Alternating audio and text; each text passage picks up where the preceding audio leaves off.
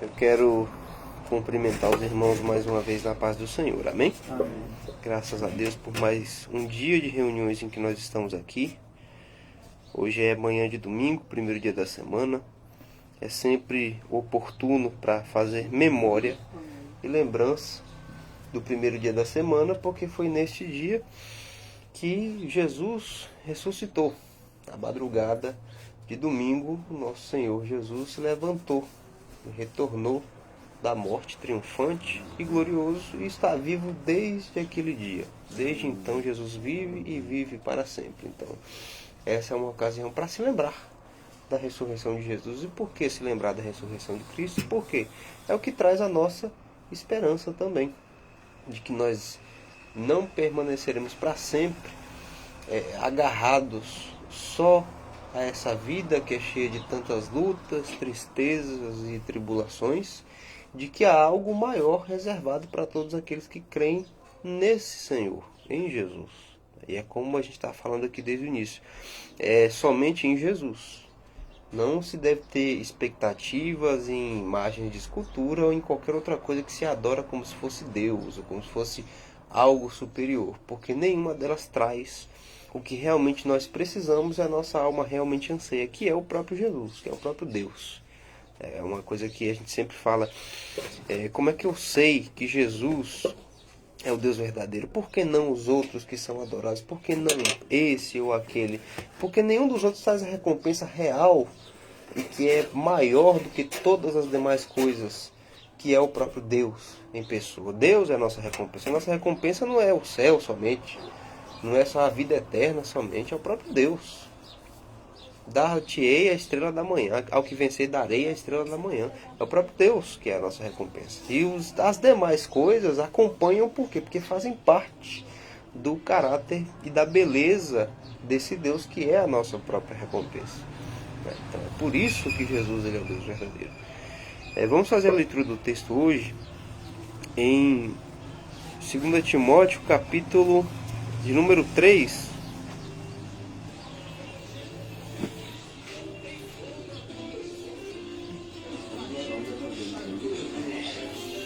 Segunda Timóteo, capítulo de número 3, versículos 12 a 14.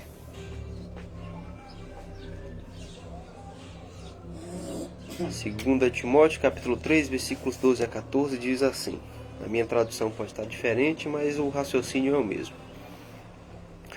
E também todos os que piamente ou piedosamente querem viver em Cristo Jesus padecerão perseguições.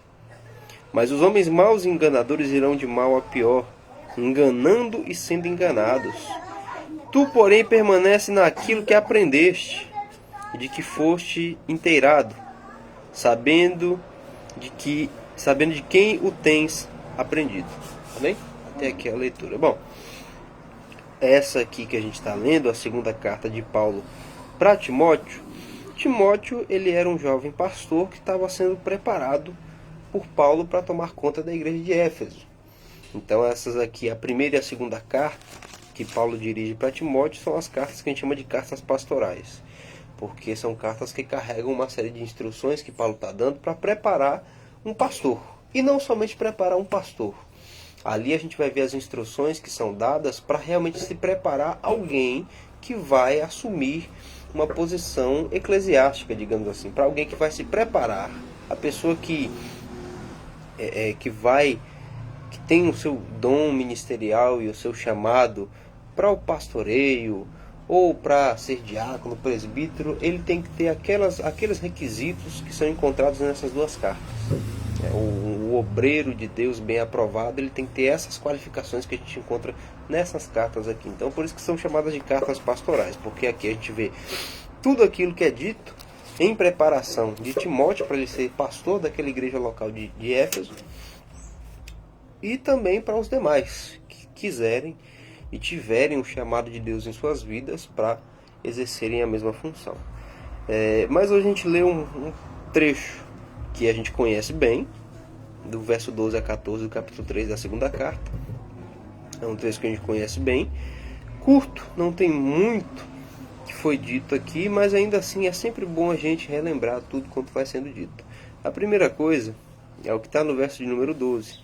E também todos os que piamente querem viver em Cristo Jesus padecerão perseguições. Aqui é mais uma das muitas ocasiões em que a gente encontra a transparência de Deus para com os seus servos e com aqueles que ouvem, né? Desde sempre, não é só nesse caso aqui, não é só também na pessoa de Jesus, mas desde sempre a gente vê que aqueles que querem viver com Deus e em Deus, eles são odiados pelos que não querem, porque a gente acompanha que desde a queda do homem lá em Gênesis, e que Deus fala: colocarei inimizade entre a sua descendência e a descendência da mulher, que é isso que Deus fala para a serpente ali, depois da queda. Desde então, há de fato uma inimizade posta entre aqueles que são da descendência da mulher, ou seja, daqueles que são de Deus, e da descendência da serpente, daqueles que não são de Deus. E os que são do nosso Deus, eles serão odiados pelos que não são, eles serão repudiados, eles serão detestados, justamente por serem de Deus.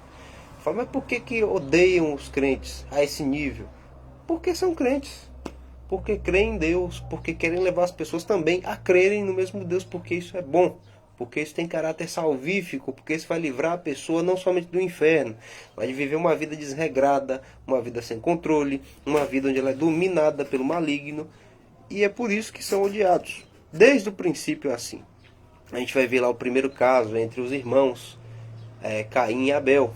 Caim matou Abel, odiou seu próprio irmão justamente por causa de quê? Porque Abel foi aceito por Deus quando ofereceu a sua oferta, ao passo em que ele não foi aceito. E Deus ainda chegou para ele antes dele fazer aquela besteira toda: se você fizer corretamente, não vai ter aceitação para você da mesma forma? Mas você tem que dominar o pecado, porque ele jaz à porta e o seu desejo vai ser para ele. Caim não deu ouvidos da mesma forma e foi até o final no seu ódio contra seu irmão. Então, desde o princípio, isso existe. Deus sempre foi muito transparente em deixar isso claro para todo mundo. Todos aqueles que quiserem viver para a glória de Deus e em Deus padecerão perseguições. Serão perseguidos mesmo, serão detestados mesmo. Até porque quem age naqueles que odeiam os crentes, naqueles que não gostam do povo de Deus, é o maligno. E é dele que vem esse ódio que eles têm contra a Deus e contra os seus servos. Então não é nenhuma novidade. Em Jesus a gente vê isso sendo repetido várias vezes, a gente vê isso se cumprindo inclusive na própria pessoa de Cristo. Ele chega até em um dado momento de dizer, quando as pessoas querem apedrejá-lo, ele fala: eu fiz tantas coisas boas no meio de vocês, e por qual dessas coisas boas vocês querem me matar? Aí Jesus dizendo assim: eu só fiz o bem, e vocês ainda querem me matar? O que foi que eu fiz de errado para que vocês queiram me assassinar aqui, me apedrejar dessa forma? Então Jesus também é um ótimo exemplo disso, de que a virtude, de que a justiça, de que a retidão, ela tem seu preço. E o preço é isso, é o ódio do mundo, é o ódio do maligno contra nós. Ah, mas Deus não protege? Deus protege. Ele pode nos proteger da ira do maligno, ele pode nos proteger da ira dos homens? Pode. Assim como a gente também tem nas Escrituras ótimos exemplos de quando ele fez e de quando ele faz isso.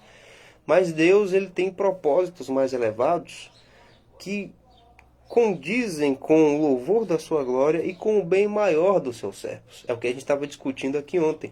O que é melhor? Que a pessoa morra hoje, mas morra salva? Ou ela viva mais alguns anos, mas esse restante de anos que ela vive foi o suficiente para que ela se perdesse, como foi no caso de Ezequias. Ezequias, ele estava para morrer. A gente lê lá em Isaías, não sei se é no capítulo 32 ou é 36. Mas ele estava para morrer porque ele estava enfermo. E Ezequias, ele chora, e ele lamenta. E Deus, no momento em que ele olha para Ezequias, ele vê aquela lamentação dele, ele envia o profeta Isaías mais uma vez para falar com ele que ele não morreria e viveria mais 15 anos. Até então, Ezequias era um rei temente. Mas os próximos 15 anos que Deus prometeu que ele ainda viveria foram os piores da vida de Ezequias. Morreu na idolatria. E deu origem a um rei que é um dos mais perversos da história de Israel, que foi o rei Manassés. Justamente por causa desse período de 15 anos. O que teria sido melhor para Ezequias? Não teria sido melhor se ele morresse ali? Naquele dia em que foi dito para ele: você coloca a sua casa em ordem porque você vai morrer? Era melhor para ele. A gente não sabe se foi salvo ou não. Talvez Deus tenha salvo no último momento da vida dele. Mas se morreu e se perdeu, olha que desperdício que foi. Viveu a maior parte da vida corretamente bem, para no finalzinho acontecer essa tragédia toda. Então é isso que a gente fala. Ah, Deus pode livrar? Pode. Mas às vezes ele não livra. Por quê? Porque tem um bem maior por trás disso. Deus pode não livrar a gente da mão dos homens em algumas situações, como a gente vê que foi o caso de Jesus. Jesus não foi, embora ele tenha pedido lá no Getsemane que passasse dele aquele cálice, ele não foi livrado daquilo. Mas um bem muito maior estava em cima disso. Por que Deus não livrou? Porque tinha algo melhor, né?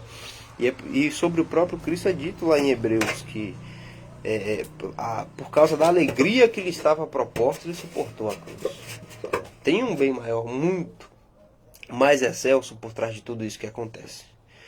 Então, nós vivemos a nossa vida, padecemos sim dos sofrimentos que a vida com Deus traz, porque, como nós dissemos aqui, há uma transparência da palavra de Deus conosco. A gente vai seguir a Jesus e Jesus mesmo vai dizer: quem quiser me seguir deve se negar a si mesmo, que já é uma coisa que é difícil, a pessoa renunciar àquilo que ela mais ama, negar a si mesmo, tomar sobre si a sua cruz, ou seja, um instrumento de morte, que a cruz era isso, e seguir. E geralmente quem carregava a cruz seguia justamente para o lugar onde ia ser morto. Então o caminho de Jesus Cristo é um caminho sofrido, é um caminho doloroso, é um caminho que vai custar muito, custar tanto ao ponto de lá em Lucas, eu não vou lembrar o capítulo, não sei se é no capítulo 13, Jesus vai dizer, ele vai dar um exemplo. Quando a pessoa vai construir uma torre, ela não chega e já começa construindo, ela se senta primeiro, faz os cálculos para ter a certeza se o que ela tem de recursos vai ser o suficiente para construir aquela torre. Para que não aconteça de que quando ela comece, não consiga terminar a obra e seja alvo de zombarias. Olha lá, começou e não conseguiu terminar. Então o caminho com Jesus ele é custoso em um certo ponto, e é necessário que, é tão custoso que a pessoa precisa avaliar bem se ela está disposta mesmo a seguir. Que foi o que o jovem rico fez. Veio com tanta disposição: mestre, o que eu faço para herdar a vida eterna? Enfim, no final acabou saindo de lá triste e sem a vida eterna, que ele tanto veio perguntar o que ele precisava fazer para herdar. Porque Jesus exigiu dele justamente aquilo que ele mais amava e prezava, que era o que? As riquezas dele. É custoso realmente. Todos os que querem viver piedosamente em Cristo padecerão perseguições. Como Paulo está instruindo Timóteo aqui a ser um exímio pastor, um exímio cuidador do rebanho de Deus, isso vai exigir que ele viva o quê? Piedosamente. Paulo já está avisando para ele: quem quer viver piedosamente, Timóteo, assim como eu estou te instruindo que você seja piedoso, porque a posição que você está vai requerer isso, pode esperar que você vai padecer sim das perseguições, você vai passar pelos sofrimentos. Vai acontecer. Mas aí entra o verso de número 13, em que ele diz o seguinte: mas os homens maus e enganadores irão de mal para pior, enganando e sendo enganados. Paulo fala, é quase como um contraste.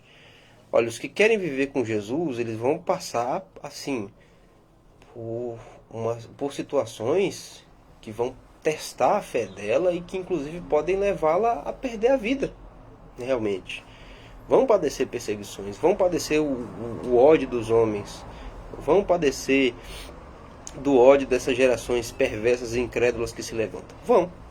Mas ele coloca um contraste: mas os homens maus, enganadores, ou seja, os que não querem viver piedosamente em Jesus, eles vão de mal para pior. Quem olha para essas palavras aqui do verso 12 e julga, não faz ideia do quanto os que não estão em Cristo estão numa condição ainda pior. Ah, vocês são crentes e padecem perseguições, eu quero uma vida dessa para mim nada. Pior é para quem não está. Porque ele vai dizer: enganando e sendo enganados. É o ciclo daquele que não vive em Deus e não vive com Deus. Ele engana os outros e ele vive sendo enganado. Ele engana porque o caráter de quem não está em Cristo é sempre mentiroso, é sempre desonesto, é sempre injusto, é sempre tudo aquilo que é ligado à mentira. Ou às vezes até a pessoa que se diz crente, mas ela engana os outros. É só uma imagem que ela passa para os outros. Enganando e sendo enganados. Enganados por quem? Pelo maligno, porque o próprio Paulo quem escreve em 2 Coríntios 4, que é o maligno que segue o entendimento das pessoas para que não vejam a glória do Evangelho de Jesus. Enganados pelo diabo, enganados pelo próprio coração, porque a Bíblia vai dizer também que é enganoso e corrupto. Enganado pelos próprios desejos, achando que está vivendo a vida master, a vida do jeito que quer, que acha que é livre porque faz tudo que gosta, e quando no final vai descobrir que isso vai custar a eternidade dela. Enganando e sendo enganados. Essa é a condição dos homens que são maus e enganadores. É um exemplo também daqueles que Jesus cita lá no capítulo 23 de Mateus, quando ele fala dos fariseus. Os fariseus são um exemplo de homens maus e enganadores, que a gente tem que tomar cuidado. E a gente tem que tomar cuidado porque essa geração tem se levantado muitos deles. A gente está aqui todos os dias em que a gente se reúne, sempre zelando, não para o nosso louvor, não para a nossa glória, mas zelando pela palavra de Deus e tendo esse cuidado de sempre pregar, assim como a gente sempre escuta aqui, todos aqui que trazem as palavras, nosso pastor que ministra aqui. Por que a gente tem esse cuidado de zelar sempre com a transparência da palavra, em pregar ela da forma tal qual ela é? Porque está se levantando, gente, assim, parece que dá em árvore. Um monte de gente que se diz ministros da palavra de Deus, um monte de gente que se diz pastores fiéis, um monte de gente que se diz pregadores itinerantes, mas que prega cada asneira e que está fazendo justamente isso que acontece aqui no verso 13, enganando outras multidões de gente estão sendo enganados por ele. E sendo enganados, porque na cabeça deles, eles realmente pensam que estão prestando o serviço de Deus. Eles realmente estão convencidos disso. E Jesus fala sobre eles, quando ele fala dos fariseus, e fica para nós hoje. Lá em Mateus 23, verso 2. Na cadeira de Moisés estão assentados os escribas e os fariseus. Todas as coisas, pois, que vos disserem que observeis, observai-as e fazei-as, mas não procedais em conformidade com as suas obras, porque dizem e não fazem.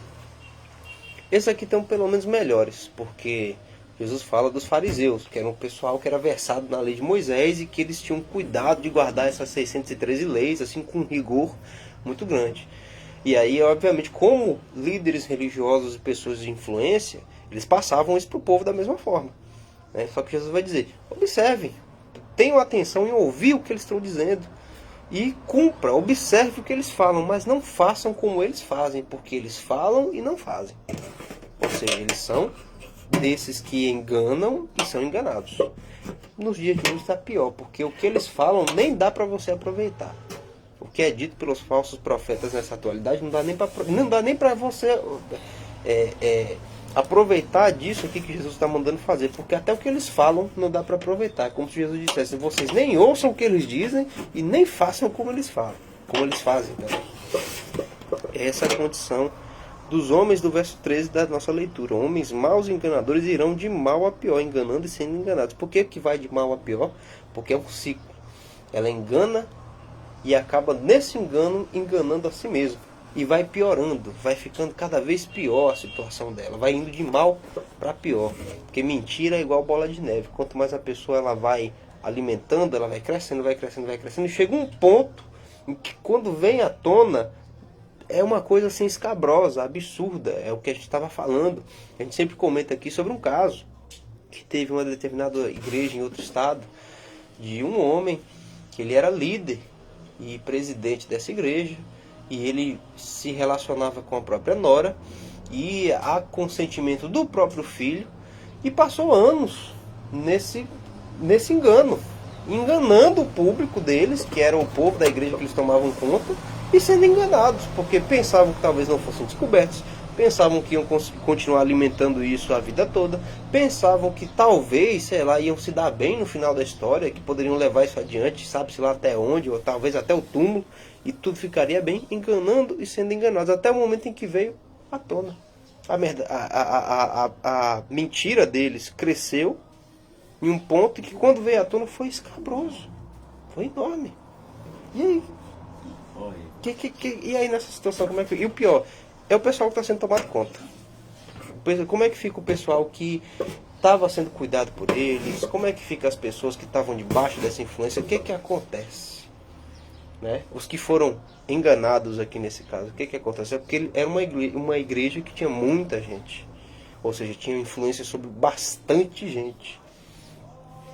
Então a gente tem que tomar cuidado. Por que a gente fala do início aqui? Sobre a transparência da palavra de Deus. Sobre a gente se atentar para ela única e exclusivamente.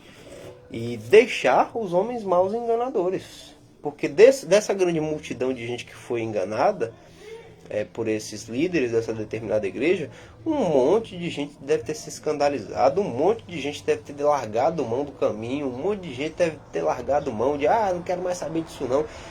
Enfim, pode ter se desviado mesmo, forte assim, para nunca mais voltar. E aí é que entra mais uma vez as palavras de Jesus. Porque tem muita gente que faz isso, que inclusive foi comentado aqui por Washington também na situação que ele falou. Os pastores são ladrões. Jesus é quem fala.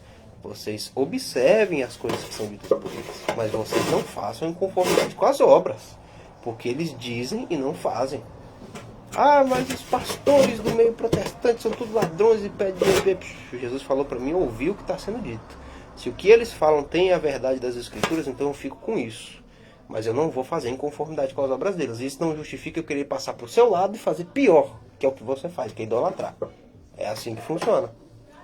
Então, se alguém escandalizou, se alguém fez alguma coisa de ruim, não precisa ser pastor não, pode ser qualquer pessoa que se denomina crente, fez alguma coisa ruim, não é para você ser besta de abandonar o caminho, até porque quem fez o errado foi aquela pessoa, não foi Jesus Cristo. Jesus aqui vai dizer, bem-aventurado aquele que não achar em mim motivo de escândalo. Por que é bem-aventurado? Porque o que encontra vai ter um fim tenebroso. Porque está querendo colocar em cima de Jesus uma culpa que ele não tem. Por que você se desviou do caminho no dia do juízo? Porque fulano fez isso. E o que eu fiz para você se desviar do caminho? Essa é a questão. Então, vivemos piedosamente em Jesus, em conformidade com o verso 12. Podemos sofrer e padecer perseguições e às vezes até mesmo estar em iminência de morte? Podemos, mas não façamos como os homens do verso 13. Nem enganando, nem sendo enganados. Por quê? Porque vão de mal a pior. Vão de mal a pior. E culmina no desastre maior, que é a condenação eterna. O verso 14, para a gente encerrar, tu, porém, permanece naquilo que aprendeste e de que foste inteirado ou instruído, sabendo de quem o tens aprendido. Ou seja, pode deixar, é o que a gente está falando aqui. Deixa essa geração de gente que está enganando os outros, que está mentindo. E deixa essa gente que decide deliberadamente acreditar, mesmo expostos diante da verdade. Deixa eles. Tu, porém, permanece naquilo que vocês aprenderam e foram instruídos. Está escandalizando, está mentindo, está roubando. Permaneça naquilo que você aprendeu e foi instruído. Você foi instruído a crer em Jesus, puro e simplesmente, a se dedicar à santificação, a se dedicar à prática das obras de justiça, a se dedicar ao amor a Deus. Foi isso que você aprendeu. Então continue, deixa ele lá. Está enganando, está mentindo, está roubando, mas deixa ele lá. O que importa é que você permaneça naquilo que você aprendeu. E Paulo ainda complementa, no final do verso 13, sabendo de quem o tens aprendido. Ou seja, você guarda o que você aprendeu se lembrando daquele de quem você aprende. Você se lembra de Cristo e você se lembra daquele com quem você aprendeu a seguir a Jesus. Nós temos exemplos na nossa vida. Pode ser uma mãe, pode ser um pai, um amigo. A gente tem na nossa vida exemplos de pessoas que são exemplos do que é ser de Cristo de verdade. Então a gente aprende com Jesus e aprende daquela pessoa que mostrou Jesus pra gente com o seu modo de viver. Enquanto tem gente que está lá enganando, matando, que está pintando o diabo no mundo, deixa lá, você aprende com quem você viu Jesus naquela pessoa. É assim que funciona. E por que isso é tão importante para nós? Porque, como a gente está falando, são tempos tenebrosos, são tempos difíceis, a influência maligna dessa gente que mente e engana está crescendo. Não porque a igreja não está sendo expressiva, não, é porque está profetizado, está escrito que seria assim no final dos tempos. Então tem que se cumprir mesmo. Mas o que cabe à igreja que ainda tem, que resta sobre a face da terra, é continuar seguindo a Jesus, mesmo com toda a dificuldade que tem, porque teremos a nossa recompensa não somente em Jesus, mas o próprio Jesus é a nossa recompensa. Igual Deus falou para Abraão, eu sou teu grandiosíssimo galardão, teu escudo. Ou seja, Deus era a recompensa de Abraão. Não eram só as promessas que Deus tinha feito de herança da terra, de descendência numerosa, de filho. Não. Era o próprio Deus. Se Abraão nunca visse nenhuma dessas coisas, a maior recompensa que ele recebeu está lá na glória agora, diante da presença do próprio Deus. Na congregação dos Espíritos santificados, está ele lá, está o filho, está o neto, está todo mundo que seguiu a mesma fé dele com Deus. Essa é a recompensa. Então a gente segue a Jesus, deixa para lá esse povo que está enganando, porque eles também estão sendo enganados. E no final eles vão receber a paga desse engano. E a gente não vai precisar fazer absolutamente nada. E seguindo a Jesus, olhando o exemplo daquele de quem a gente aprende. Se por um lado tem gente que fala de Jesus e não testifica com o seu próprio viver, suas próprias atitudes, do outro lado também tem. É só a gente procurar seguir quem tem exemplo para nos dar. Amém? Amém. Vamos orar com essas palavras que nós lemos e na qual nós nos debruçamos aqui nessa manhã. Bondoso Deus, eterno Pai, agradecemos ao Senhor porque tem sido bom para conosco, tem sido bom para com todo o seu povo ao redor do mundo e para com todos que são chamados eleitos e povo seu, aqueles a quem o seu Filho Jesus resgatou através do seu sangue e cujo nenhum deles se perdeu porque o Senhor o sustentou. Agradecemos porque o Senhor tem sido bom para com todos esses, para com toda essa multidão. O mundo jaz no maligno, como diz a sua palavra, e avança cada vez mais para a destruição, mas o Senhor tem preservado o seu povo, tem preservado a sua glória no meio da sua igreja e pedimos que assim o Senhor continue fazendo. Que mais e mais pessoas, eleitos e eleitas do Senhor Jesus, continuem vindo, sendo chamados pelo poder e a influência do seu Santo Espírito, sendo congregados no seu aprisco, sendo congregados no seu rebanho, cuidados debaixo dos cuidados do pastoreio do Senhor Jesus, o nosso sumo pastor, que há de aparecer e se manifestar. Pedimos que o Senhor continue operando através do seu povo nesse mundo, que a sua mensagem, a sua palavra seja levada aos confins da terra com fidelidade e verdade, em oposição à mentira e ao engano que tem crescido nesse mundo. Pedimos que o seu povo seja protegido de todo mal, que todos aqueles que são do Senhor sejam protegidos de caírem, que eles permaneçam, que seja como diz a sua palavra, eles conservem a si mesmos e o maligno não lhes toque. O louvor da sua glória é o que nós pedimos, que vivamos piedosamente em Jesus Cristo, apesar das perseguições, apesar das lutas e dificuldades que isso pode trazer, dos custos que isso pode envolver, que a maior recompensa por tudo isso nós já temos garantida, que é o próprio Senhor Jesus, vindo nos buscar debaixo da promessa que Ele fez: aonde eu estiver, estejais vós também. É o que nós pedimos e agradecemos mais uma vez ao Senhor em nome de Jesus. Amém. Graças a Deus. Faça assim com as suas mãos. Que a graça do nosso Senhor e Salvador Jesus Cristo, o amor de Deus, nosso eterno Pai, a comunhão e a consolação do Espírito Santo seja conosco, seja com todo o povo de Deus espalhado sobre toda a face da terra. Nós dizemos: amém. Que o Senhor te abençoe e te guarde, amém. Que o Senhor faça resplandecer a luz do seu rosto sobre ti, amém. Que o Senhor tenha misericórdia de ti, amém. Que o Senhor sobre ti levante o seu rosto e te dê a paz. Amém? As palmas vão no nome do Senhor Jesus. Nosso culto está encerrado para a glória de Deus.